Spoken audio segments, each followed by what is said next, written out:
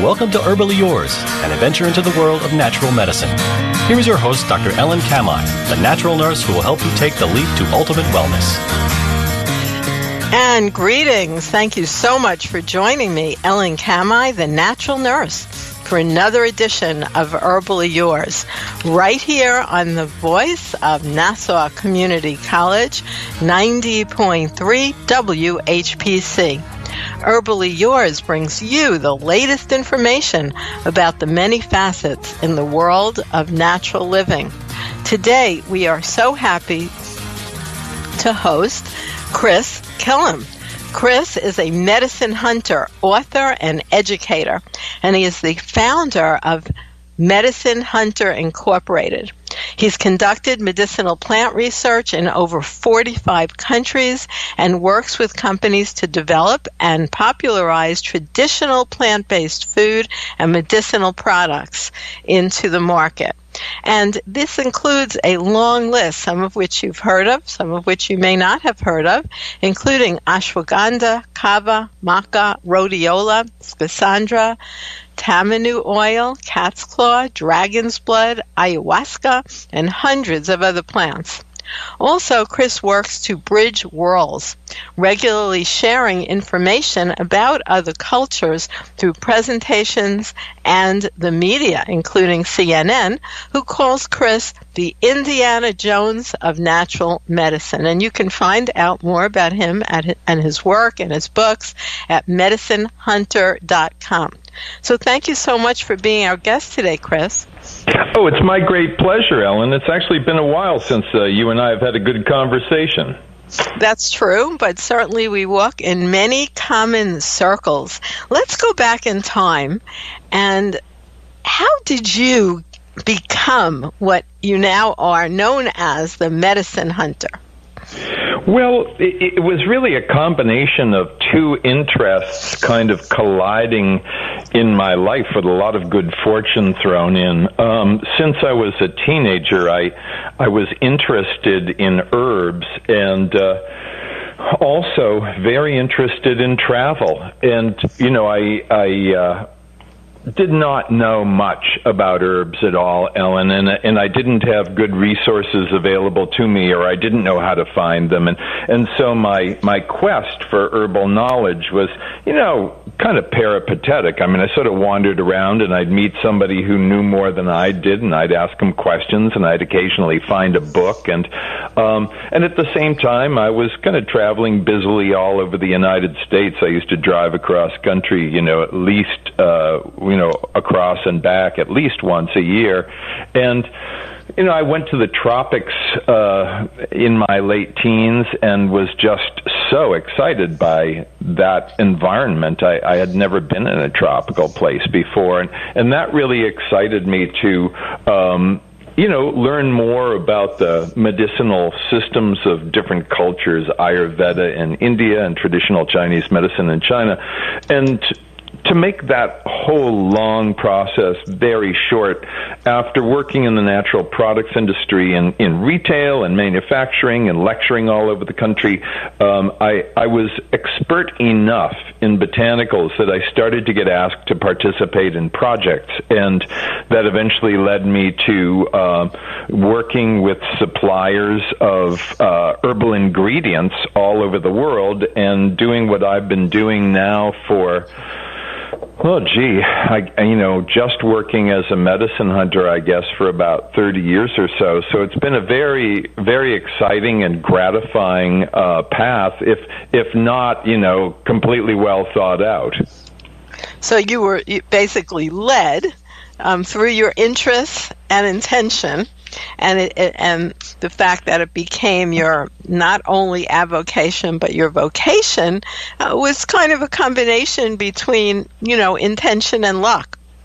Well, yes, and I would say a lot of good fortune for sure, a lot of luck. Part of part of what you and I both enjoy is that we live in times when the topics that we like to present to the world and the values that we believe in are now, much more commonly accepted and understood. So it just happened to be that in addition to my love of travel and my love of herbs, I also wound up kind of being in the right place at the right time. And that's led me to work all over the world, in China and India and the South Pacific and all over the Amazon and in the Middle East and Africa and so many places, and to, really spend time investigating medicinal plants and also to make tremendous friendships in far-flung places. So it's really been extraordinarily gratifying.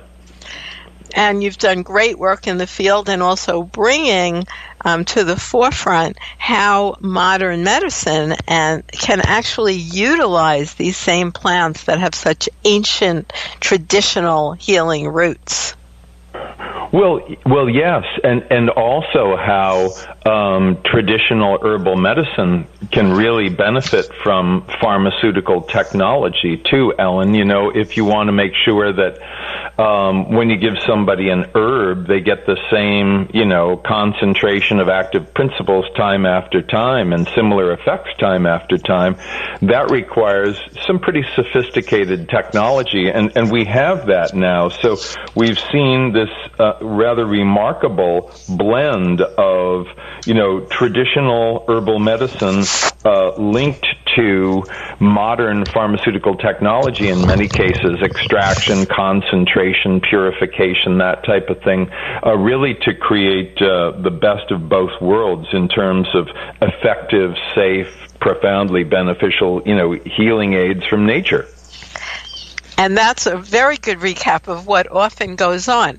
Let me ask you this from an environmental perspective. And also, I would like to remind our listeners that we are listening right now to Herbally Yours, and we are the voice of Nassau Community College at 90.3 WHPC. I'm Ellen Kamhi, the natural nurse, and my guest who we are speaking with today is Mr. Chris Kilham, medicine hunter. So you do talk about, how things get into a more mainstream market. What happens in terms of any kind of feedback to the original, let's say, more indigenous folks who have shared this information with you, if the use of this plant balloons into a very profitable product? Well, that's a really excellent question. The truth of the matter is that in many instances, certainly, right up to today, the indigenous people don't get much except for whatever, per kilo money they take in for providing a certain herb. And I'm, keenly active in changing that equation, working with communities to make sure that, there's real benefit sharing, so that if something like maca becomes successful, and that's a very good example, then the community gets many, many additional benefits. But I would say overall, for the most part, there's still a lot of exploitation out there. Market pressure is to push prices down, which is really sad and unfortunate, because it means that the people out there, in the field who are harvesting or cultivating are basically making a poverty wage. And, I really want to see herbal prices double, if not triple, and have all of that extra go back to the people who do the hard back-breaking work. So it's a really tough equation. In the work that I've done, we've rebuilt schools, we've provided schools with, supplies and kids with uniforms, and we've provided free dental, offices and care, and, set up free internet cafes for communities so that they can, have some association with the outside world, and on and on and on. But I'm sad to say that really these are the exceptions rather than the rule. It's true. It's just always interesting with modernization. It's such a double-edged sword. And the other thing is, like Plant Savers is always pointing out, once a plant gets financially viable in terms of collecting it, sometimes then that means the plant gets over-harvested and disappears as well. So there's so many balancing acts. That's a critical thing. I'm constantly assessing in the field whether something is viable or whether it needs to be cultivated. And, for example, ashwagandha, the Indian herb ashwagandha, with which I do a lot of work today, about 20 years ago or so, there were really great concerns that it was being very significantly over-harvested in the wild. And now there's a tremendous amount of cultivation. So, that switchover to cultivation ensures that the ashwagandha won't be completely destroyed in the wild. And I, at the same time, I've been many times to Morocco, for example, where there is so much wild rosemary. I mean, millions and millions of tons of it. And you don't cut the bush out of the ground anyway, that you can wild harvest it all day and night, year after year, and never harm the supply. So it really depends on the plant, the location, the popularity. So many things come into effect. Well, ashwagandha is a wonderful herb to focus on, and I actually have one growing in my yard in Florida, but I don't use it medicinally since, like you said, different plants have different parts that are used, and with ashwagandha we're usually talking about the root, so then you have to dig up the plant to get the root, and then you're interfering with the life of that specific plant. Are any other parts ashwagandha is a lot like a carrot, though. That's the truth of the matter. I mean, it gets planted, and the seed gets planted, and 6 months later you're harvesting the root, and this is it's an annual plant. I mean, it can grow and grow and grow, but if you do what is done in India, you plant it, about 6 months later you harvest it, and it really comes out like a carrot, and you just keep doing that. And in that instance, the challenge is to make sure that you have you're cultivating organically, and you're doing all of that to ensure that you've got a safe product that's not contaminated. Well, how long has it been known as a medicine where it grows, let's say, naturally, like in India? Ashwagandha has been used for about 4,000 years that we know of, Ellen. It is in Ayurveda, in the Indian system of natural health, Ayurveda meaning science of life, about 7,500 medicinal plants are used for different purposes, and ashwagandha is number one. And the reason it's number one is that it imparts more benefits more broadly and more safely than pretty much any herb known in that system. So it has enjoyed, about 4,000 years of use among hundreds of millions of people. And, that speaks very, very well for its safety, as well as for its efficacy, because people don't use something for a long time like that unless it really works. I always say that about all folklore. All folkloric remedies would not be a folkloric remedy if it didn't work. Because if ancient people tried it and it either did nothing or caused harm, well, it does not get passed down and become a folklore, let alone a scientifically validated remedy. Exactly. If people use an herb for a headache for, 2,000 years, it means that herb works for headache. And when we look at ashwagandha, we see traditional uses for energy, strength, endurance, stamina, sexual and reproductive health and function, immune function, mental enhancement in the form of improved mental clarity and improved short-term and long-term memory. And when you look at human clinical studies that are more recent, I've been working with the folks at KSM 66 Ashwagandha who've done a lot of clinical research. You see that it is, all of these traditional uses are corroborated in these human studies. So we have at our disposal an herb that, unlike many other highly beneficial herbs, is something you actually feel. And that's what I like about ashwagandha. You feel the stress reduction. If you're not used to getting a good night's sleep, you take it, you get to get a great night's sleep, gives more energy, strength, sexual vitality, all of that. It's really one of the most remarkable botanicals I know, and it's one of the first two I ever really got interested in way back as a teenager. So we're going to continue our discussion, Chris, but we're going to take a little break right here. And listeners, you are listening to Herbally Yours on the voice of Nassau Community College, 90.3 WHPC.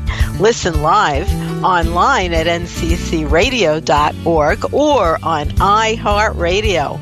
For more information on today's guest or topic, email us at whpc@ncc.edu. Stay tuned. Herbally Yours. We'll be right back. Hi, everyone. I'm Kristen Bell, and I invited you here to my hotel room to talk about your cheeks. Your big, beautiful cheeks. Get your mind out of the gutter. I'm talking about swabbing them. Did you guys know that each year 20,000 Americans with blood cancer are searching for their life-saving marrow match? Can you even believe that? I mean, people need marrow, you guys, and we have it. So here's how we can help. It's really, really simple. All you have to do is swab your cheek. Then go to Gift of Life Marrow Registry. It's so easy, anyone can do it. And in case you're wondering, if you're a match, donating, it's a lot easier than you think. So wherever you are, go ahead and swab that cheek. Go to giftoflife.org and get a free kit sent to your home, or find a donor drive in your area so that you can swab a cheek and save a life. It's only a minute of your time, but it can give someone else the rest of their life.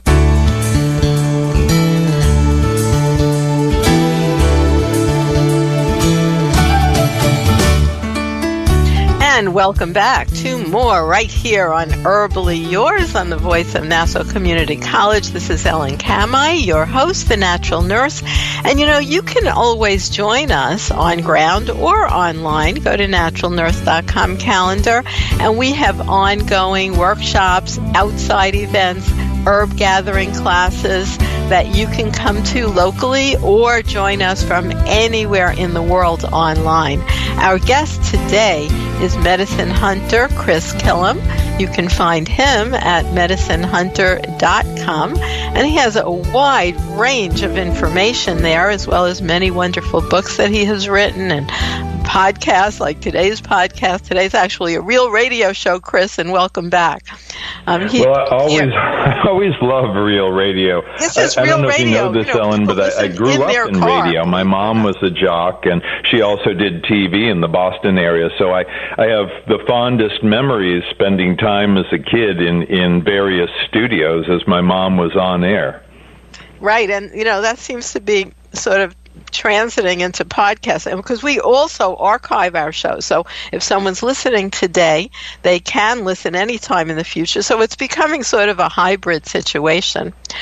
But thank you so much for sharing some of that information about ashwagandha. Let's go more deeply into ashwagandha. Why is it revered as the king of the herbs, and what does a Rasayana herb mean? Okay, well, I'll answer that in the opposite order. A Rasayana is an herb that is believed to extend life, a life-extending herb. So in the case of ashwagandha, it is in that elite class of herbs according to Ayurvedic classification. And the reason that ashwagandha is so popular is because of the broad range of activities. I mean, we know from traditional use, but also from modern human clinical studies, that it significantly lowers stress hormones in the blood, especially cortisol, so it relieves that edgy, stress-filled burden that a lot of people have.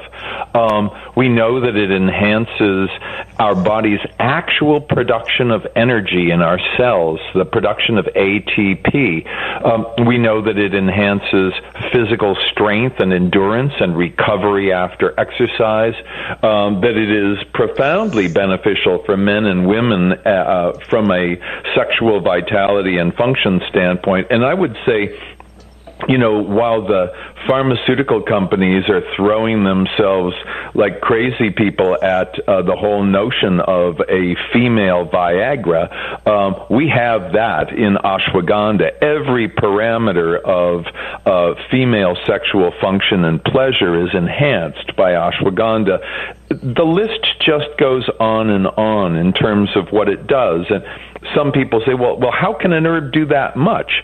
And the reason is that herbs like ashwagandha contain 700, maybe 800 different compounds, most of them with biological activity in the body, and many of those activities different, though complementary, one from another. So I think that it's the fact that it makes you feel very good, that it has a spectacular safety record, that virtually anybody can take it. That is what has really allowed ashwagandha to rise to the top of the Ayurvedic herbal pile and be considered the king of herbs. Well, that's a pretty good description.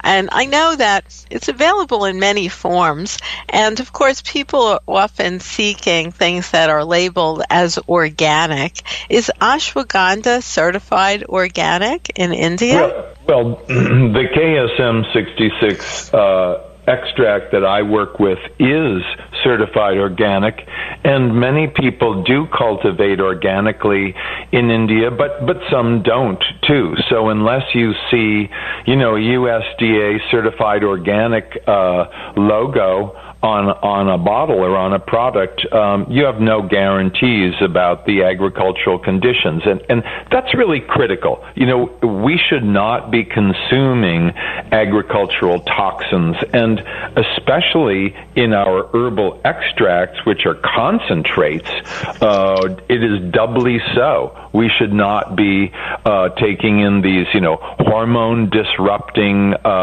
fungicides or, some of these nerve-damaging pesticides. There's no reason for it. Ashwagandha grows very, very well organically if you just give it the right care. Is there any use for the top part of the plant or those reddish berries that it gets that you know of? Well, I think that from a cosmetic standpoint, we may see some preparations of the above-ground parts of the plant, the non-root parts of the plant, useful in some topical preparations. I mean, traditionally and today, using the top parts of the plant is considered adulteration, pure and simple, and undesirable. That was just recently reaffirmed in an American Botanical Council ashwagandha adulteration bulletin and study that was done. So, there might be some topical benefits, but as an internal supplement, you want root-only extract. That's what's really proven safe and effective. It's great to have that science, and I'd like to remind you that you are listening to Herbally Yours on the voice of Nassau Community College, 90.3 WHPC. Listen live online at nccradio.org or on iHeartRadio. My guest today is Mr. Chris Kilham, Medicine Hunter, and thank you for joining us. So, is there any other upcoming herbs that are exciting to you besides, your focus on ashwagandha right now, Chris? I know you have such a broad knowledge in all kinds of herbs. Well, I do like this category of adaptogens, that is, those herbs that help us to adapt to all forms of physical and mental stress. And in addition to ashwagandha, one of the adaptogenic herbs that I really like is Schizandra Berry. Schizandra Berry is, maybe your listeners are familiar, maybe they're not, but it's not a berry that you do with your yogurt and cereal. It's actually a medicinal berry known as 5-flavored berry because it's sweet, sour, salty, bitter, and pungent all at the same time. It shows very, very significant activity for enhancing strength and endurance and mental performance and cognitive function and reproductive health as well. And it's one of those great botanicals that not only has similar functions to ashwagandha, but I think it is great from a combinatory standpoint, in terms of formulation. I like the idea of putting various of these, profound adaptogenic herbs together in formulas. So yeah, I would say Schizandra is pretty high on my list. I've investigated Schizandra in northern China where it grows, but I've actually found the best source for it, ironically, in western Massachusetts, a huge organic Schizandra farm cultivated by a Chinese man who is an agricultural engineer. So it's funny how these plants travel all around the world. Well, that's often true. There seems to be more interest in growing many things that are considered TCM, traditional Chinese medicine, and Ayurvedic medicine plants, because those are big countries. So we usually do have a matching growing range somewhere here in the U.S. as well. Look at ginseng in Wisconsin, for instance. Oh, yeah, certainly. Ginseng in Wisconsin has been a really significant crop for decades now, and that takes some pressure off wild harvesting of ginseng, which is illegal in most places because ginseng's been driven on it almost completely to extinction in the U.S. wild due to gross overharvesting. So all of that is, just such great information for people who want to use herbal medicine. What about the safety? What have you found through your deep dive in the actual scientific studies? Well, the safety of what? Well, let's say ashwagandha, since that was our focus. Well, ashwagandha, as one Indian medical doctor who I met after he'd been practicing for about 30 years said, ashwagandha is the one thing I can give to anybody who comes to me with absolutely no concerns for safety.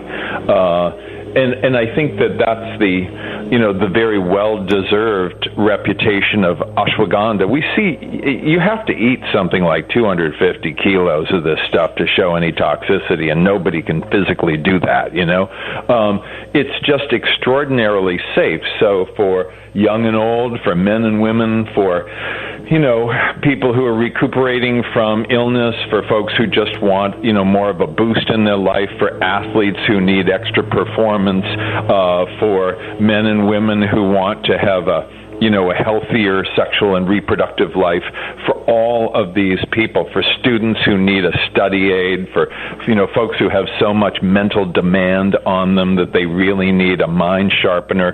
This is one of the greats, and the safety is exceptional. And so many years of long-term use. Well, believe it or not, our time together is just about coming to an end. But let people know, Chris, how they can find you and all the wonderful books that you've written as well. Well, sure thing. People can go to my website, medicinehunter.com, and they'll get, a lot of information about botanicals, about 150 or 200 links to television programs I've done, and also a lot of photography from the field. So if people want to see, photographs of kava being made, or photographs of Schizandra Berry, or, video clips of ashwagandha root being harvested, they can find all of that at medicinehunter.com. Well, thank you so much, Mr. Chris Kilham, for being our guest today. And thank you, listeners, for tuning into Herbally Yours, produced in the studios of 90.3 WHPC, Nassau Community College, Garden City, New York. For further information, email us at whpc@ncc.edu. This is your host, Ellen Kamhi at naturalnurse.com, inviting you to join us next week for another edition of Herbally Yours. Until then, stay healthy.